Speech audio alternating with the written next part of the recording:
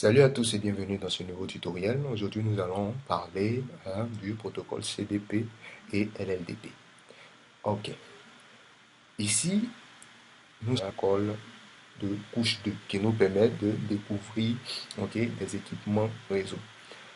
CDP en anglais signifie Cisco pour Cisco, ce qui signifie que nous avons un protocole de découverte d'équipements propriétaires. Voilà. Ça veut dire quoi? Que si j'ai un équipement Cisco et que l'autre a un équipement Cisco, en exécutant CDP, vous allez voir que les équipements Cisco vont se retrouver entre eux. Voilà. Ça, c'est le cas du CDP. Maintenant, il y a aussi un autre qui est le LLDP, le LLDP pour Link Layer Discovery Protocol, qui est aussi un protocole de couche 2. Lui aussi fonctionne comme CDP, mais à la différence que celui-ci, il est open, il n'est pas propriétaire. C'est bon? Super. Donc, nous allons voir comment est-ce que ces protocoles fonctionnent. Donc, pour la première fois, ceux qui vont savoir ce que c'est que le protocole CDP, pour avoir l'information, il suffit de taper la commande ci-dessous, comme ceci, show CDP. Pour en apprendre plus CDP, vous devez savoir que CDP envoie les paquets chaque 1 minute, c'est-à-dire 60 secondes. La hold time, la hold time c'est quoi? La hold time c'est tout simplement un délai, supplémentaire pour permettre à ce que vous puissiez répondre. C'est un temps d'attente jusqu'à ce que peut-être vous soyez déclaré absent. Voilà. Temps d'attente jusqu'à ce que vous soyez déclaré absent.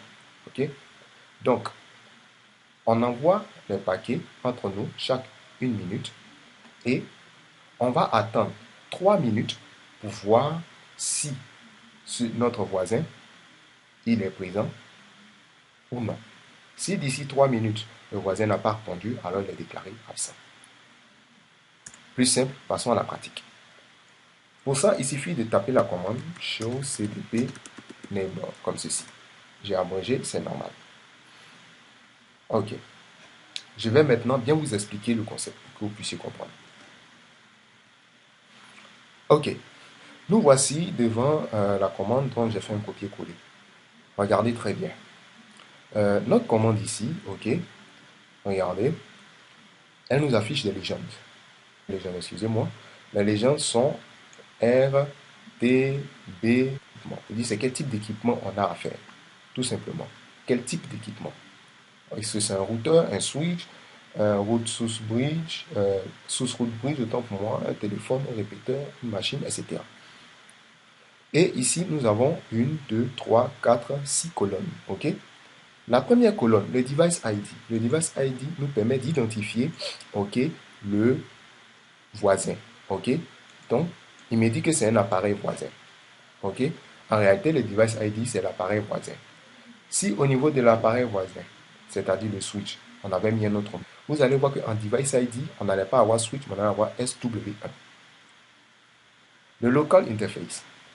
Ici, c'est l'interface, l'interface sur laquelle nous avons lancé la commande. Bon, quand je dis l'interface sur laquelle nous avons lancé la commande, c'est pas très clair. Pour faire plus simple, ça, c'est l'interface de l'appareil dans lequel nous travaillons. L'appareil sur lequel nous travaillons, autant pour moi. Ici, nous travaillons sur un routeur, puisque c'est sur un routeur que nous avons lancé la commande show cdp neighbor. Donc, l'interface de ce routeur est appelée face Ethernet 00. C'est l'interface du routeur. Ce n'est pas l'interface du switch, c'est l'interface du routeur. Il y a une différence. La hold time, elle a 122 secondes, c'est-à-dire 2 minutes 2 secondes. Donc, si au-delà de 2 minutes 2 secondes, le switch n'a pas répondu, alors on dira que le switch est down. Ça veut dire qu'il est absent, tout simplement, il n'est pas là. Maintenant, vous avez capability, donc la fonction ou le rôle, si vous voulez, marqué S. Et dans la légende, on voit que S ici, c'est pour le switch, tout simplement. Donc, vous avez la colonne plateforme, c'est ni plus ni moins le modèle du switch, le modèle du device ID.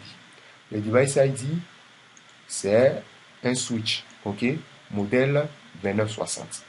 C'est bon? Un switch modèle 2960. Ensuite, en dernière colonne, le port ID. Le port ID ici, c'est le port du device ID, c'est-à-dire le port du switch. C'est bon? Le port ID n'est rien d'autre que le device ID qui est le port du switch. À ne pas confondre avec le call interface, qui est quoi? L'interface de l'appareil sur lequel nous avons exécuté la commande sur CDP network, c'est-à-dire le routeur. OK? Donc, ce genre d'éléments, ça c'est un tableau résumé. Mais, si vous voulez avoir plus d'informations, il suffit de taper la commande comme ceci. Show CDP Neighbor Detail. OK? Il suffit de taper la commande ci-dessous. Show CDP Neighbor Detail. Et quand je tape, OK, vous allez voir qu'il va me donner toute une mine d'informations. C'est bon? Regardez, je vais vous l'afficher en entier. Et voilà à quoi ça ressemble. Vous avez la commande, vous avez le device ID. Si vous vous rappelez le tableau qu'on a vu, c'est-à-dire le device du voisin, un switch. OK? S'il y a des adresses, ces adresses seront marquées ici, entry address. Plateforme. La colonne plateforme qu'on a vue, OK? Cisco 2960. C'est-à-dire que le switch, et vous voyez, il me dit que on a un switch de modèle 2960. Et ici, il nous donne ses interfaces. Interface F00. L'interface ici, c'est l'interface locale. Le port ID, précisé ici par ce mot outgoing port. Ça veut dire tout simplement que le port du switch ici, auquel le routeur est directement connecté, est face Ethernet 01. Donc, vous voyez, vous avez même la version, ok, vous avez la version et le modèle, hein, la version de Cisco iOS et le modèle du switch qui exécute la version de Cisco iOS. Donc, voilà un peu. Ces détails ici sont très importants, ok. Ce sont des détails très importants. Quand nous terminerons la partie avec LLDP, j'expliquerai l'importance de ceux-ci, leur avantage et leurs inconvénients. Donc, ici, on peut préciser tout bonnement que, à côté de ce routeur, on a un switch. Et si on effectue le même travail au niveau du switch, vous allez voir, en effectuant le même travail au niveau du switch, nous aurons le tableau comme ceci, ok, où se trouve, regardez bien, où se trouvent deux routeurs. Pourquoi deux routeurs? Nous sommes où? Sur le switch. Nous avons exécuté cette commande sur le switch à deux interfaces. Pardon, il est connecté à deux routeurs, pas deux interfaces. Il est connecté à deux routeurs. Ok? Le premier routeur via le port face 01 qui est l'interface du switch et le port du routeur qui est face Ethernet 00. Face Ethernet 0/2 pour le switch et face Ethernet 00 pour le routeur suivant. Ok? Donc, vous voyez que ici, le routeur, c'est un modèle C2800. On a un routeur modèle C2800. C'est écrit routeur. Mais comme j'ai dit, si c'était un nom autre que routeur, regardez ici la colonne Capability. Vous avez R et vous regardez la légende. R, c'est pour le routeur, tout simplement. Donc, étant donné que nous avons repéré ceci, alors, même si on fait la commande sur Neighbor Detail, on aura toutes les mêmes informations. Ok? On aura toutes les mêmes informations. C'est bon? Ça, c'est le protocole CDP. C'est pas encore terminé. Il faut que je sois honnête avec vous. Dans le protocole CDP, sur ma version de Cisco Packet Tracer, il y a un élément qu'on peut modifier qui est la hold timer. Mais ici, chez Cisco Packet Tracer, il ne le permet pas. Je ne sais pas pourquoi, mais il ne le permet pas. Si vous avez des outils comme GNS3, voilà, vous avez la capacité de modifier la hold timer. Ok? Donc, en modifiant la hold timer, vous modifiez la façon dont,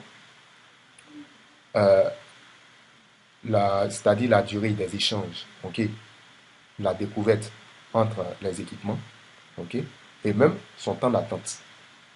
Vous pouvez la modifier aussi. Donc ici, malheureusement, Packet Tracer ne le permet pas. Donc c'est la petite information que je vais ajouter. Donc, un autre élément encore, c'est que vous utilisez LLDP ou CDP, vous pouvez effectuer une cartographie du réseau. C'est bon?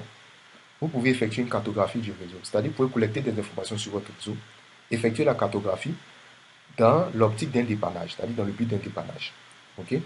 On peut le faire pour dépanner. Mais ça peut être aussi un inconvénient parce que si un hacker arrive à se connecter à un des routeurs et qu'il exécute la commande sur CDP, il pourra aussi établir la cartographie du réseau, trouver, collecter toutes les informations qu'il y a sur le réseau et éventuellement préparer ses attaques afin de les lancer. Donc voilà un peu l'avantage et l'inconvénient de ces deux protocoles. Ok? Super. Donc, ici, j'ai montré l'usage de CDP. C'est bon? Donc, que le protocole, qu'on ait des informations ok, sur nos appareils via le protocole CDP, on peut l'activer de deux façons. On peut le désactiver de deux façons, autant pour moi. Pour ce faire, on peut aller en mode configuration globale ou on dira tout simplement no CDP run. En exécutant la commande no CDP run, on aura une minute. Ils vont s'échanger. Mais ici, en exécutant no CDP run, chez les routeurs, on aura tout simplement un tableau vide. On aura tout bonnement un tableau vide. Ça, c'est au niveau configuration globale. Mais nous avons aussi la possibilité de le faire au niveau interface. Alors, au niveau interface, comment ça va se faire? Je vais changer, je vais me servir d'un routeur pour que vous voyez comment ça se fait. Je viens sur mon routeur ici. Et ici, je n'ai qu'à taper. Je suis en mode configuration globale. Autant pour moi. Interface first Ethernet 00. Je mets l'interface. Et ici, je tape no CD. Qu'est-ce qui se passe? En fait, sur cette interface, je vais pas recevoir d'informations CDP, mais je ne pourrai pas en envoyer non plus. En réalité, lorsqu'on va collecter des informations, on n'aura aucune information sur le voisin. Ok? On n'aura aucune information sur l'interface, sur le voisin, au niveau de son interface. C'est-à-dire carrément, on l'a bloqué, on l'a carrément fermé. On ne va rien recevoir en fait. Voilà. On finit, on ne recevra rien. Ok? Donc, vous pouvez néanmoins tenter l'expérience chez vous. Ok? Vous pouvez néanmoins tenter l'expérience chez vous et vous allez découvrir le résultat.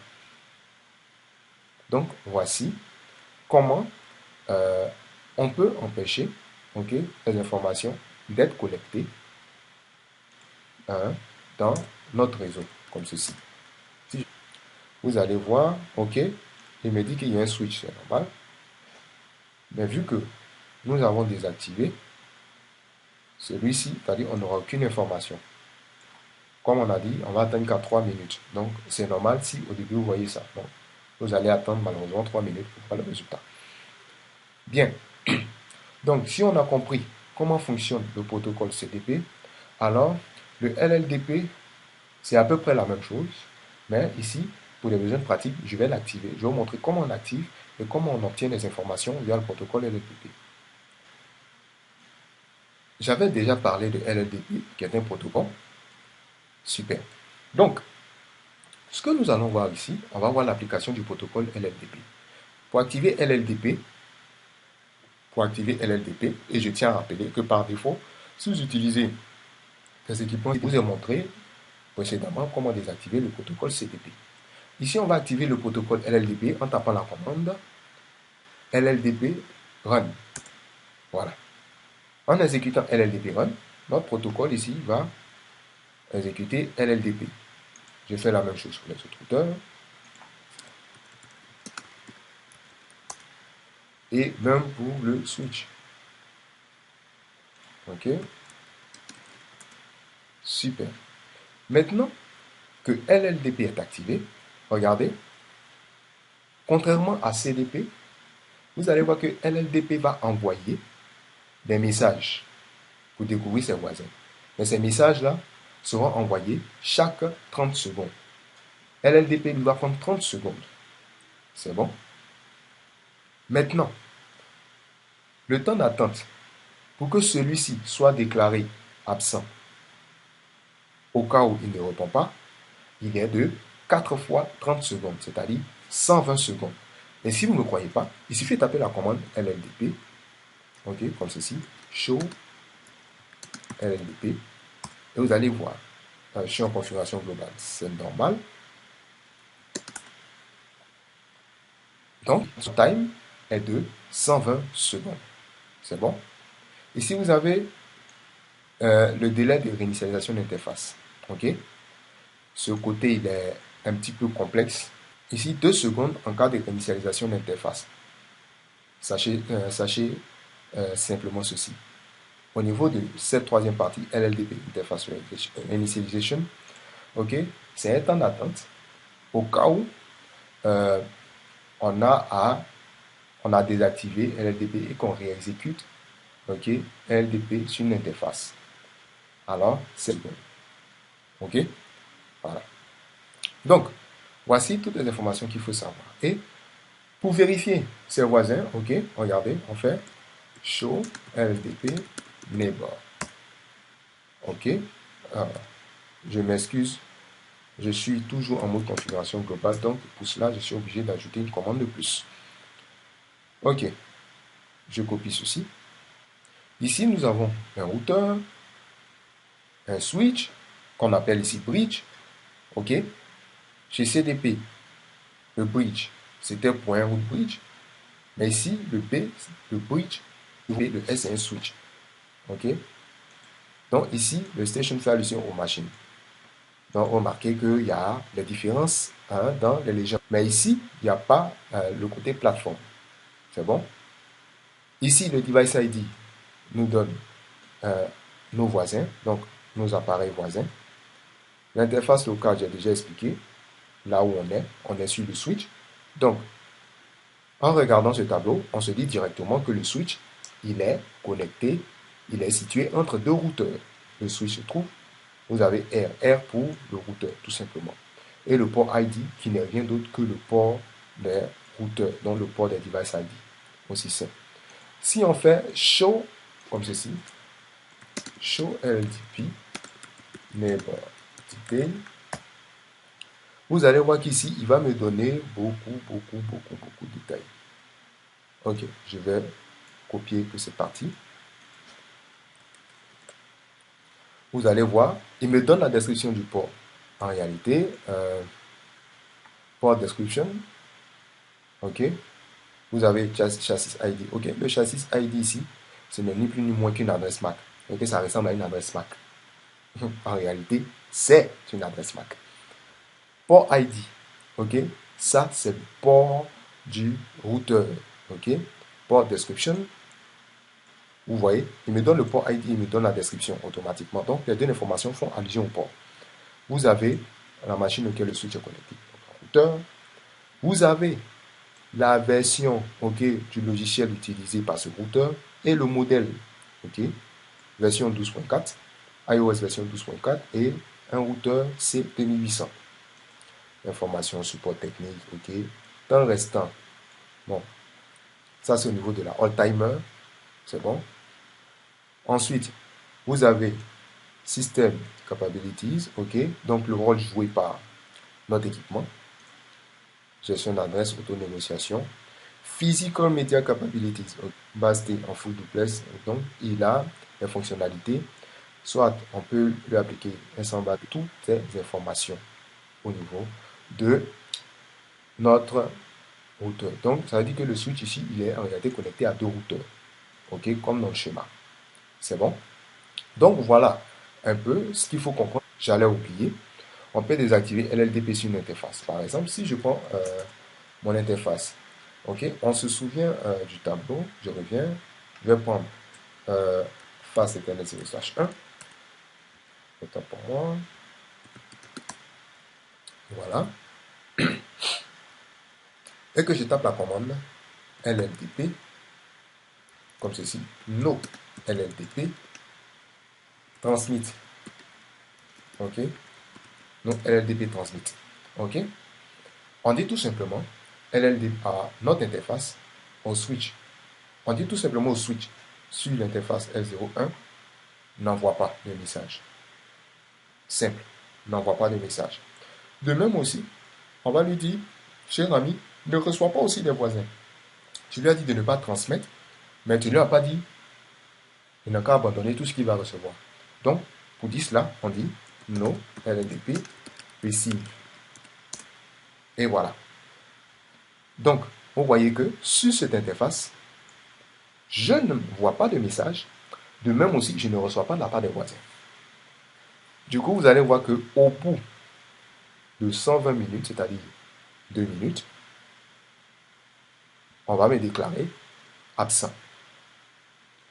Donc, vous pouvez faire les mêmes expériences chez vous. Vous allez voir, ça change la vie. Ok, donc je vous dis merci d'avoir suivi ce tutoriel sur CDP et LLDP. Je vous dis merci aussi pour tout ce que vous faites. Voilà, je sais que j'ai été par moments absent. J'ai beaucoup brillé par mon absence, je sais. Mais il faut comprendre que ce n'était pas de mon plein gré. Donc voilà un peu. Ok, merci à tous d'avoir suivi cette vidéo. Si vous avez des questions, n'hésitez pas à me les poser dans les commentaires et je vous dis à bientôt pour une prochaine vidéo.